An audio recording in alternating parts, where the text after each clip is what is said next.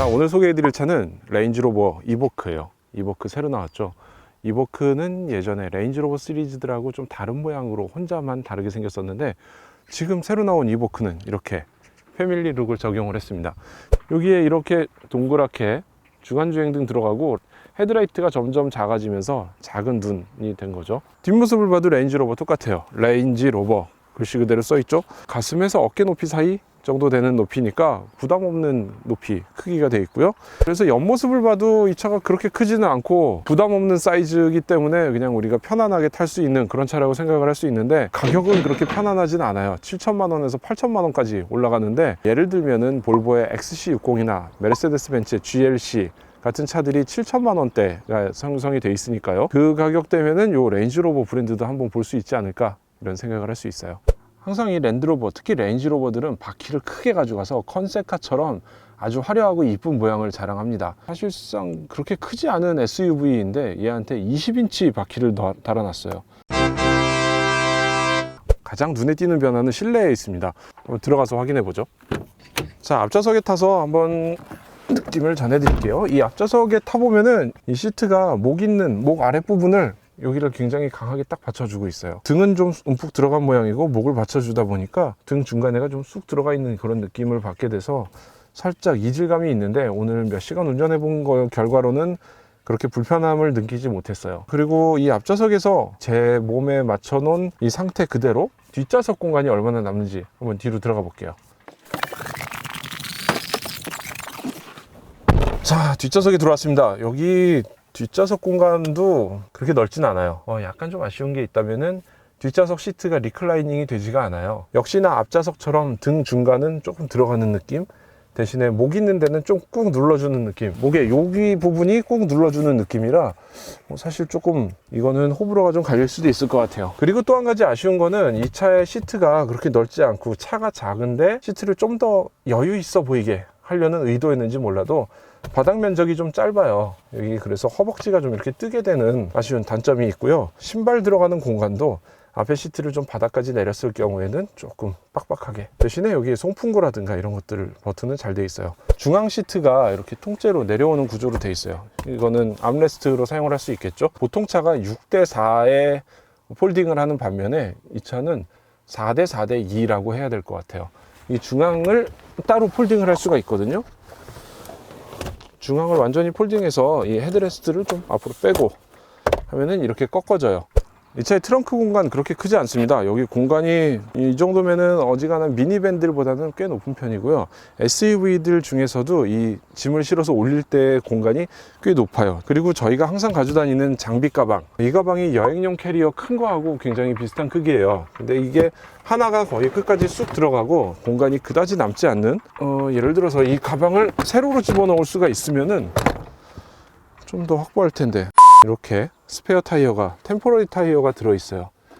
그리고 혹시라도 디젤 연료 집어넣을 때, 그래서 이런 구조로 되어 있는데, 여기서 뒤 좌석을 보시면은 평평하지가 않아요. 똑바로 이렇게 평평하게 차곡차곡 쌓으면 좋을 텐데 그게 좀 안 되는 게 아쉽죠. 예를 들면 이 차를 타고서 캠핑이나 아웃도어 활동을 생각하시는 분들도 계실 텐데요. 사실 이 뒷좌석 트렁크 공간에는 12V 단자 하나 있는 게 전부예요. 이게 모델에 따라서 해외에서는 여기에 토잉 바를 붙인 것들, 그리고 그거를 버튼을 눌러서 전동으로 나오게 하는 옵션들, 이런 게 있는데 한국에서는 그게 그다지 보편적이지 않다 보니까 그런 옵션들은 빼고 들어왔어요. 그래도 전동식 트렁크는 남아있네요. 띡. 굉장히 빨리 닫히죠. 속이 시원해요. 빨리 열리고 빨리 닫혀서 슉. 마트에서 짐 들고 서 있을 때 이거 천천히 열리면은 되게 갑갑하거든요. 바로 이 엔진이 인제니움 디젤 엔진이에요. 2.0L 터보고요. 모델명처럼 180마력. 아주 심플한 것 같죠? 180마력이니까 180. 여기 엔진룸 보면은 이렇게 꽁꽁 잘 싸매 넣고 작은 데에다가 엔진을 꼭꼭 집어넣은 거를 볼 수 있어요. 유로6가 되면서 주유구가 점점 커지고 있죠. 연료하고 요소수를 한꺼번에 넣어야 되기 때문인데요. 이 차에도 그렇게 되어 있습니다. 여기는 디젤을 넣고요. 여기는 애드블루라고 써 있죠. 요소수를 넣는 공간이에요. 근데 아까 트렁크에서 보여드렸던 그 깔때기가 들어가는 거 보니까 저는 캠리스 형태일 거라고 예상을 했는데 껍데기가 있네요. 자, 이제 시승을 하러 출발을 해볼게요. 그리고 지금 밖에는 비가 살짝 오고 있어요. 대시보드 상단에 보면은 마치 저기가 헤드업 디스플레이가 있을 것처럼 이렇게 딱 파놨는데 없어요. 차를 운전하면서 아까 처음 느꼈던 거는 디젤이니까 그렇게 가솔린 SUV처럼 이렇게 아주 조용하고 정숙하고 이런 거를 기대하기는 좀 어렵죠. 그리고 제일 인상적인 것 중에 하나도 요 방향지시등, 그러니까 깜빡이 소리예요. 깜빡이가 딱딱딱딱 소리가 나는데요, 근래에 보기 드문 강력한 소리가 아닐까. 가속을 해보면 180마력보다는 더 잘 나가는 느낌이 확실히 있어요. 초반 가속에도 그렇고요, 이 중간에 한 6, 70km에서 추월을 위한 가속을 할 때도 확실히 강한 느낌이 있어요. 그게 어디서 오냐라고 생각해 보면은 9단 변속기의 효과, 두 번째는 하이브리드의 효과, 그런 것들이 합쳐지면서 이런 주행 감각을 만들어낸 것 같아요. 터보가 하나 더 달린 차, 그런 차들의 느낌처럼 뭔가 여기서 힘이 들어갈 때가 아닌데? 라고 하는데 딱 들어가는 그런 게 있어요. 주행을 하다 보면은 이 차의 요 기능들, 차선 이탈 방지, 그 다음에 어댑티브 크루즈 컨트롤, 이거를 사용을 하게 되는데 지금 속도를 88km에다가 맞춰놨고요, 어댑티브 크루즈 컨트롤을 사용을 하고 있어요. 스티어링 휠에서 손을 뗐죠. 여기에 보면은 지금 불이 들어와 있어요. 이렇게 표시가 됐죠. 근데 요 잡아주는 정도가 굉장히 세요. 제가 일부러 핸들을 틀어서 차선에 넘어 들어가게 이렇게 좀 조작을 해봤는데, 이 차는 굉장히 강하게 확 끌고 들어와요. 끌고 들어와서 안정적으로 주행할 수 있게 경고까지 해주고 되게 좋아요. 그리고 경고는 또 확실하게 띠띠띠띠 하는 소리로 경고를 해주니까 혹시라도 이 기능이 꺼졌을 때, 이런 때 확실하게 대비를 할 수 있겠어요. 디젤 엔진, 2.0L 터보 디젤 엔진인데 여기에 하이브리드를 엮어서 48V 하이브리드를 넣었고 9단 자동 변속기하고 결합을 시켜서 내놓은 작품인데, 요것들을 적용을 하면서 약 5% 정도의 연비 개선 효과가 있다고 하거든요. 근데 뭐 첫인상만 말씀드리자면은 나쁘진 않아요. 되게 좋아요. 그리고 디젤인데 그 답답한 굼뜬 느낌이 사라졌기 때문에 그런 면에서는 굉장히 칭찬을 해주고 싶고, 운전하면서 이 차에 좀 아쉬운 거를 하나 지적하자면은 시야가 있겠어요. A필러 부분이 굉장히 두껍게 구성이 되어 있고요. 그리고 사이드 미러가 이 필러 문짝 옆에 요 사이에 붙어 있어요. 그러니까 요 사이 기둥으로 밖에 보이는 게 좀 적고, 기둥이 이만큼 가리고 있어서 결과적으로 이 앞쪽에는 여기부터 여기까지가 제 사각지대가 생기고 있어요. 이렇게 넓은 각도를 보여주는 큰 사이드 미러가 아니기 때문에 이 차가 작은 이유도 있겠지만 사각지대가 좀 있는 거, 이런 게 좀 아쉽고요. 후측방에 오는 거, 차가 있다 정도를 알려주기 위해 불만 들어오는 정도만 해주고 있어요. 자, 해가 지고 있고요. 저희는 여름이라서 되게 덥기 때문에 일부러 시승을 좀 늦게 시작했더니 이렇게 멋진 해 지는 풍경을 볼 수가 있네요. 이 차를 타고서 느낀 첫인상은 디젤인데 꽤 괜찮네. 그리고 옛날에 있던 이보크 디자인을 생각하면은 야, 이보크 진짜 이뻐졌다 라는 생각을 하게 됐어요.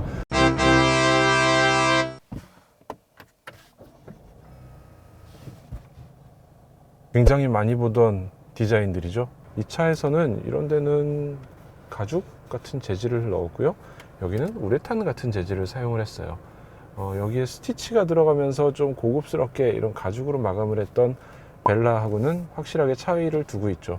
대신에 이 스크린의 크기나 길이나 작동 방식, 이런 것들은 거의 동일해서요, 이거를 작동하는데 우리가 큰 이질감 없이 다른 레인지로버 시리즈들과 동일하게 사용을 할 수 있어요. 블루투스를 연결한다거나 혹은 이렇게 화면을 본다거나 이런 기능들이 있어요. 너무 광각 아닌가? 가이드라인이 없는 게 좀 아쉽기도 하고요, 어라운드 뷰를 보여주지는 않네요. 그리고 이 차의 메뉴에 보면은 오디오 같은 것들도 여기서 조절을 할 수 있게 되어 있고요, 여기 주차 기능들도 있어요. 파크 어시스트 기능 같은 것들도 들어 있습니다. 이 렌지로버들이 이 아래 스크린을 넣으면서 독특한 기능들을 많이 넣었어요. 여기 내비게이션을 보고 있는 상황이라면은 그럴 때는 이 아래에서 풀 LCD 스크린으로 조작을 할 수 있게 만들었어요. 여기에선 시트도 조정을 할 수 있고요, 실내 온도를 조절하는 기능도 여기서 사용을 할 수 있습니다. 그리고 여기 온도를 조절하는 다이얼은 이렇게 하드 버튼으로 빼놔서 이거는 굉장히 잘한 것 같아요. 이런 것들 하나하나를 온도 조절하기 위해서 여기를 이렇게 문지르는 것도 되게 번거로운 일이고요, 눈에 보이지 않기 때문에 이런 걸 쉽게 조절할 수 있는 게 제일 좋은 것 같아요. 이 차는 앞유리에 열선이 들어가 있어요. 저 아지랭이 같은 것들이 전방에 있는 성에를 없애주는 역할은 훌륭하게 하는데, 저걸 한 번 보는 순간 계속 잊혀질 수 없는 악몽에 빠지게 됩니다. 차량이라는 버튼을 누르면은 여기 특색 있는 드라이브 모드가 나와요. 에코도 있고요. 옆에는 일반적인 주행 컴포트 프로그램이 들어있어요. 그리고 그 옆에는 오프로드가 되는데 눈길이나 자갈, 그 다음에 진흙에서 사용을 할 수 있는 이런 프로그램들이 있어요. 그 옆에는 모래를 탈출할 때 유용한 프로그램들이네요. 이거를 다 고르기 귀찮다, 오토를 눌러서 달리면은 해결할 수 있게 만들어 놨습니다. 자, 그리고 설정 모드를 보면은 디스플레이나 실내 온도 이런 것들을 좀 조절하게 돼 있는데, 레인지로버들하고는 좀 몇 가지 메뉴가 빠져 있는 것 같아요. 조금씩 그런 것들 차이가 좀 있어요. 기어 레버는 찍이라고 하면은 이렇게 후진이나 드라이브로 바꿀 때 그냥 밀어서는 안 돼요. 작동이 안 되고, 브레이크를 밟은 상태에서 이 앞쪽에 있는 버튼을 누르고 움직여야 작동을 하게 됩니다. 여기 주차 브레이크는 여기다 걸면 되고요. 운전하면서 가장 많이 느끼는 거는 이 전방에 있는 LCD 화면일 텐데요. 메뉴를 살펴보면 뭐 디스플레이 조작하는 거, 차량 설정, 차량 정보, 조수석 에어백을 켜고 끄는 기능도 여기 있고요. 자동차를 관리하기 위한 것들, 오디오 조작하는 것들, 그런 기능들을 넣을 수 있어요. 그리고 지금 잠깐 요 스티어링 휠에 있는 제가 누른 조작하는 버튼을 보시면은 지금은 화살표하고 OK가 돼 있잖아요. 근데 이 메뉴가 끝나는 순간 메뉴하고 여기 플러스 마이너스 이런 버튼으로 바뀌죠. 여기는 오디오를 조작하게, 볼륨을 조작하게, 이렇게. 이쪽은 자율주행의 기초 단계인 어댑티브 크루즈 컨트롤과 레인 키핑의 기능들이에요. 이 디자인 중에서 저는 실제로 사용하면서 처음에 좀 당황하기도 했고 아쉬웠던 거는 비상등이에요. 이 화면에서 비상등 한번 찾아보시죠. 비상등 찾기가 그다지 쉽지가 않은데, 여기까지는 주목을 하게 되는데 여기 이 작은 버튼, 비상등 버튼을 주목하기가 쉽지가 않아요. 여기에 있는 이 룸미러, 좀 뭔가 더 붙어 있죠. 룸미러가 몇 가지 기능들이 더 있어요. 뒤에 카메라하고 연동을 해서 화면을 보여주는 기능이 있어요. 옆에 있는 버튼을 누르면은 이 화면의 밝기라던가 혹은 이 화면의 위아래 높이를 조절을 할 수 있게 이렇게 해놨어요. 요즘 이 기어박스 밑에 수납 공간을 두는 게 유행인 것 같아요. 다른 브랜드에도 여기다가 뭔가를 넣을 수 있게 많이 이렇게 마련을 하고 있는데, 운전석에 앉으면 여기 뭐가 들어있는지 보이지가 않아요. 좀 전에도 여기서 무슨 검정색 팔토시 같은 거, 아마 전에 시승하던 누군가가 놓고 내린 것 같은데 꼭 찾아가시길 바라고요. 여기다가 뭔가를 놔두면 이렇게 잃어버리게 되는 마법의 공간이 아닐까. 사실상 정말 아쉬운 거는 이 옆에 공간, 이 옆에 공간이 핸드폰을 넣기에는 적당한 그 크기인 것 같기는 해요. 여기다가 예를 들어서 이렇게 핸드폰을 넣을 수는 있어요. 근데 놓고 내리기 쉽고 덜렁덜렁해서 이게 후당탕탕 하는 좀 아쉬운 공간이 되고 있습니다. 제가 지금 시승하고 있는 이 차는 레인지로버 이버크 퍼스트 에디션이라는 옵션이 들어 있고요. 일전에 시승을 한번 했었는데 그 차하고 좀 옵션이 다른 차를 좀 더 보기 위해서 지금 이 차를 한 번 더 타고 있어요. 그때 사실 비가 너무 많이 오고 막 이래가지고 제대로 촬영을 못한 케이스여서 좀 다시 보여드리려고 해요. 48V 마일드 하이브리드가 들어있어요. 상황에 따라서 에어컨을 켰거나 혹은 뭐 여러가지 변수에 따라서 작동 여부가 나눠지는데 그렇게 자주 개입은 하진 않아요. 근데 의미가 있는 거는 시동을 껐다가 켰다가 지금처럼 정차했을 때 시동을 꺼주는 시스템하고 하이브리드가 합쳐지니까 연비가 가장 나쁜 구간, 이런 때에 효과를 주니까요. 가격 대비 효과? 뭐 이런 측면에서는 꽤 좋은 것이 아닐까. 그렇게 생각하면은 레인지로버가 이제 하이브리드를 조금씩 확대를 해가면서 연말에는 플러그인 하이브리드 모델 이런 것들도 보여줄 거라는 소문이 있기도 하니까 그런 기대를 좀 해봐도 될 것 같기도 해요. 전자제어 멀티플레이트 클러치, 앞과 뒤에 동력을 아예 물리적으로 끊어주는 거예요. 이 차는 4륜구동이기 때문에 이거를 끊지 않으면은 어쨌거나 동력 손실이 생기게 되거든요. 그런데 그 손실이 생기는 거를 끊어서 두 바퀴 굴림 갈 때의 효율을 두 바퀴를 굴러갈 때 사용을 하고, 네 바퀴 굴림, 그러니까 오프로드 같은 경우에는 그 네 바퀴를 충분히 사용하게 하겠다, 이런 취지가 있는 거죠. 토크를 완전히 반대쪽에 배분하는 기능도 있어요. 예를 들어서 오프로드에 갔는데 한쪽 바퀴가 완전히 떠서 접지력을 완전히 상실한 상태라고 하면은 반대쪽으로 힘을 100% 보내서 다른 접지가 있는 바퀴에 힘을 몰아줘서 그 공간을 탈출할 수 있게 하는 기능이 있어요. 기존의 이보크를 탔을 때는 이게 스포츠 SUV라고 불러야 되나? 좀 작고 날렵하고 단단하고 이런 느낌이었는데 지금은 그거보다는 좀 더 디자인은 더 날렵해졌는데 승차감은 좀 더 말랑말랑한 느낌이에요. 여기에 뭐 에어 서스펜션이나 이런 게 들어가 있지는 않기 때문에 오프로드를 만약에 실제로 주행한다 하면은 지난번에 기존의 1세대 이보크에 비해서는 좀 더 오프로드 성능이 개선됐을 것으로 예상이 됩니다. 2리터의 디젤 엔진으로 낮은 토크에서 1750, 거기서 2500 사이에 최대 토크가 나와요. 그러니까 회전을 뭐 많이 사용하지 않고도 굉장히 좋은 효율을 낼 수 있다. 초기 가속할 때는 마일드 하이브리드가 쓱 밀어주고요. 마일드 하이브리드 다음에는 디젤의 터보 엔진이 살아나면서 힘을 받는데 그 둘 사이의 교감, 이렇게 작동하는 방식이 굉장히 흥미로운 느낌이에요. 요거는 한번 진짜 시승을 하면서 느껴보셔야 될 것 같아요. 저는 개인적으로 되게 좋은 느낌이고요. 디젤 하이브리드라는 되게 독특한 장르를 가져온 거기 때문에 그런 의미에서는 요거는 진짜로 시승을 할 필요가 있어요. 아까 말씀드린 대로 1700rpm 좀 넘어가는 정도, 거기에서부터는 힘이 좀 더 강력하게 쭉 받아 오르는 그런 느낌이 나요. 최대 토크가 나오는 구간에서 확실히 힘이 올라가고요. 일상적인 이런 상황에서는 1000rpm 조금 넘는 1000에서 1500 사이에서 대부분의 주행을 할 수 있기 때문에 이거는 또 연비의 효율이 뭐 좋아질 거라고 생각이 되고요. 이 차의 연비는 11km대예요, 복합 기준으로요.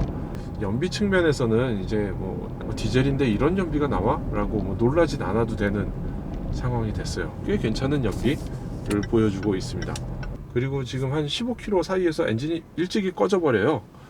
스타트 스톱하고 마일드 하이브리드인 거죠.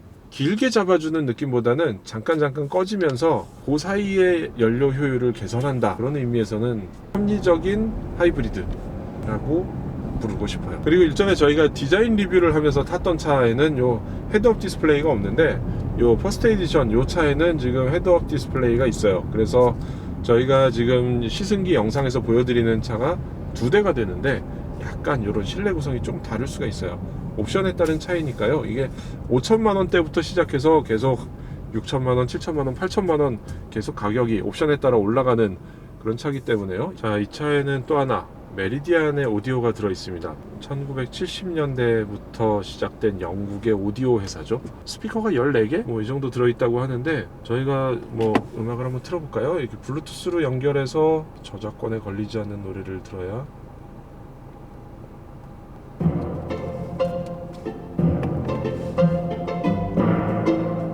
지금 이 소리를 그대로 표현하기가 되게 어려운데요. 일단 지금 오디오를 틀었고요. 여기에 음장 효과는 가장 기본인 플랫으로 다 맞춰놨어요.